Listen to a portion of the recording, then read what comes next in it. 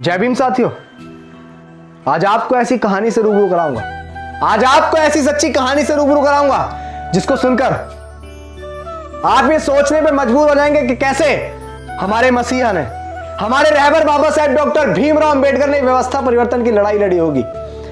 जो कहानी मैं आपके सामने पेश करने जा रहा हूं, ये एकदम सच्ची कहानी है, किसी व्यक्ति के ऊपर बीती हुई कहानी है। ये वो कहानी है कि अगर आपके अंदर दिल होगा तो आप सोचने पे मजबूर हो जाएंगे कि कैसे बाबा साहेब ने वो जातिगत व्यवस्था को बदला होगा, वो जातिगत तंज, वो गुलामी बाबा साहेब ने कैसे छुड़ाई होगी।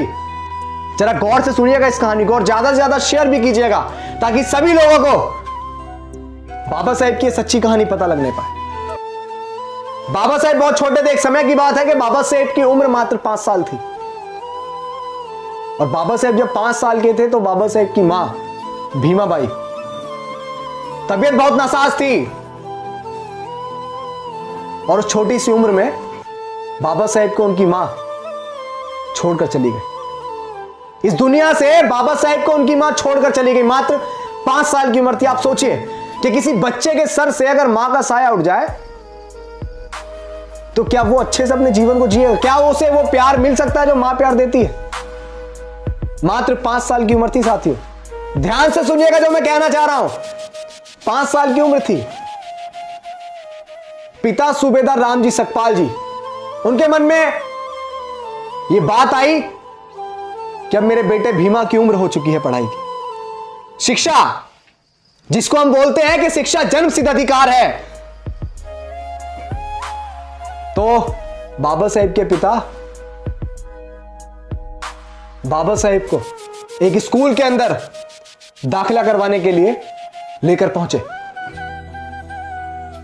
स्कूल के अंदर गए, प्रिंसिपल ऑफिस में पहुंचे तो प्रिंसिपल बाबा साहेब को देखकर बहुत खुश हुआ कि बहुत छोटा सा बच्चा, गोल मटोल सा और दिखने में बहुत सुंदर था। तो प्रिंसिपल बहुत खुश हुआ और उसने फॉर्म निकाला, पर्चा निकाला और बाबा साहेब का दाखिला करने के लिए वो फॉर्म भरने लगा। बाबा साहेब का नाम पूछा, पिता का नाम पूछा, पता पूछा, लेकिन जब पूछा फॉर्म के अंदर वो स्थान आया कि आपकी जाति क्या है, और जब बाबा साहेब के पिता ने बताया कि हम महार जाति से हैं, जब बाबा साहेब के पिता सूबेदार रामजी सकपाल जी ने बताया कि हमारी जाति जो है वो महार है, महार जाति, जिसको एक पुस्तक मनुस्मृति के अंदर शूद्र वर्ण में रखा गया, नीच जात बताया गया। जो आज कॉन्स्टिट्यूशन में हम कहते हैं ना कि शिक्षा जन्मसिद्ध अधिकार है, वो उस समय नहीं था। उस समय सिर्फ जातिगत अधिकार था। बाबा साहेब की उम्र 5 साल थी। बचपन में सर से मां का साया उठ गया। पिता ने पढ़ाने का सोचा, क्योंकि उनके बहुत सपने थे बाबा साहेब को लेकर। पढ़ाने को सोचा तो जब पता लगा प्रिंसिपल को कि वो बच्चा जो बहुत अच्छा दिखने में था लेकिन वो महार जाति से था, उसका ये कसूर है क्योंकि वो नीची जाति से था, यह उसका कसूर है, इसीलिए उसे विद्यालय में दाखिला नहीं मिलेगा, और उसका फॉर्म फाड़कर, फेंक कर और स्कूल के चपरासी को प्रिंसिपल ने आवाज मारकर बुलाया और बाबा साहेब को और उनके पिताजी सूबेदार रामजी सकपाल जी को धक्के मारकर स्कूल से बाहर निकलवा दिया। सिर्फ किस लिए? क्योंकि वो जाति से महार जाति के थे। आप सोचिए, वो छोटा सा बच्चा कोई और नहीं, हमारे रहबर थे, हमारे मसीहा बाबा साहेब डॉक्टर भीमराव अंबेडकर। जरा सोचिए कि उस बच्चे पर क्या बीती होगी। बचपन में सर से मां का साया हट जाता हो, सिर्फ मात्र 5 साल की उम्र में। जाति से महार थे तो नाई बाल भी नहीं काटता। बहुत सारी चीजें झेली बचपन में, जो प्यार मिलना चाहिए था वो प्यार नहीं मिला। सोचिए कि कैसे बाबा साहेब ने व्यवस्था परिवर्तन किया होगा, कैसे बाबा साहेब ने वो जाति जो गुलामी हम पे थोपी गई हजारों साल की, वो गुलामी कैसे काटी होगी। जरा सोचिए। आज हम लोग अपने बच्चों को बहुत अच्छे अच्छे स्कूलों में दाखिला करवाते हैं। बाबा साहेब को स्कूल के अंदर दाखिला नहीं मिला, लेकिन हम जिस स्कूल में जाते हैं तो हमें सबसे पहले फैसिलिटी चाहिए होती है, वरना हम स्कूल में दाखिला नहीं करवाते हैं खुद। अगर स्कूल में अच्छी लाइट नहीं है तो हम नहीं पढ़ाएंगे अपने बच्चे। अगर स्कूल में एसी नहीं है, पंखे नहीं है तो हम नहीं पढ़ाएंगे। अच्छा पानी नहीं है तो हम नहीं पढ़ाएंगे। अच्छी बात है, बाबा साहेब कह के गए कि एक वक्त का खाना चाहे कम खाओ लेकिन अपने बच्चों को जरूर पढ़ाओ। वो इसीलिए क्योंकि शिक्षा का बहुत महत्व था। लेकिन वो बच्चा रुका नहीं, स्कूल से निकाल दिया गया, बहुत प्रयास किया, बहुत सारी चीजें हुई, लेकिन मैं आपको ये बताने का प्रयास कर रहा हूं कि सोचिए जिस बच्चे को स्कूल के अंदर दाखिला भी नहीं मिला, उस बच्चे की वजह से आज आपके बच्चे बहुत अच्छे अच्छे स्कूलों में पढ़ते हैं, बहुत अच्छी अच्छी लाइटें लगी हुई हैं। ऐसे स्कूल में आप अपने बच्चों का दाखिला करवाते हैं कि बहुत अच्छे अच्छे पंखे लगे हुए हैं। बाबा साहेब को तो दूर से पानी जो है डाला जाता था, लेकिन आपके बच्चे जिस स्कूल में पढ़ते हैं आप देखते हैं कि हमारे बच्चे को मैक्कोफिना पिलाएंगे, हमारे बच्चे को हम बिस्लरी पिलाएंगे। अच्छी बात है, बाबा साहेब हमें दे के गए वो सारी चीजें, तो उन अधिकारों का हमें फायदा भी लेना चाहिए, लेकिन हमें भूलना नहीं चाहिए कि कितनी कुर्बानियों से, कितने संघर्षों के बाद ये सारी चीजें हमको मिली। आज हम लोग बड़े बड़े सेठ हो गए, आज हम लोगों को उस व्यक्ति का नाम लेने में शर्म आती है, शर्म आती है। क्यों हम किसी को बताएं कि हमारे मसीहा कौन थे? ये चीजें आपको ऐसे ही नहीं मिली है, बड़ा त्याग, बड़ा बलिदान हुआ है इन चीजों को आप तक पहुंचाने के लिए। आज इस देश में बताया जाता है कि पेट्रोल पंप पे काम करने वाला व्यक्ति इस देश का सबसे अमीर इंसान बना,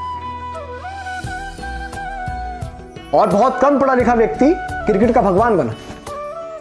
लेकिन इस चीज को चीख चीख के नहीं बताया जाता कि क्लासरूम के बाहर बैठकर पढ़ाई करने वाला बच्चा, जिसको 5 साल की उम्र में सिर्फ जाति के नाम पर उसे स्कूल से बाहर निकाल दिया गया, वो बच्चा इस देश का संविधान निर्माता बना। ये कभी नहीं पढ़ाया जाता है। क्यों?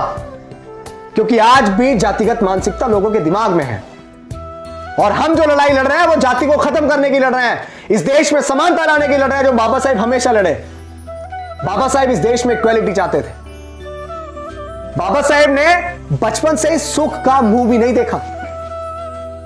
सोचिए ना, जिसके सर से मां का साया उड़ जाता हो बहुत छोटी सी उम्र में, बहुत जल्दी शादी हो गई, लेकिन समाज सेवा का ऐसा जुनून सर पे सवार था, ऐसा जुनून सर पे सवार था, वो चाहते थे कि मेरी आने वाली पीढ़ी को ये सारी चीजें भोगने को ना मिले जो वो भोग रही हैं।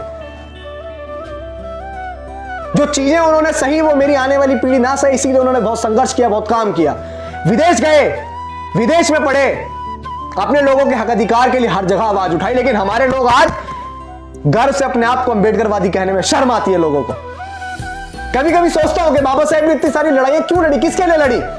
क्योंकि जिनके लिए आज लड़ाइयां लड़ी वो लोग बाबा साहेब को भूल चुके हैं। वो लोग भूल चुके हैं कि कितनी मुश्किलों से ये कारवां यहां तक पहुंचा, और आज लोग इस कारवां में चलने को तैयार नहीं है। वो भूल चुके हैं कि अगर आज आप लोग काम नहीं करेंगे तो फिर हालात वही होंगे। आपकी आने वाली पीढ़ी को भी सिर्फ जाति के नाम पर, सिर्फ जाति के नाम पर स्कूल से बाहर निकाल दिया जाएगा, नहीं पढ़ने दिया जाएगा। जब बाबा साहेब का बच्चा घर में मरा हुआ पड़ा था, कफन के लिए पैसे भी नहीं थे, मां ने साड़ी का पल्लू फाड़ करवाया था।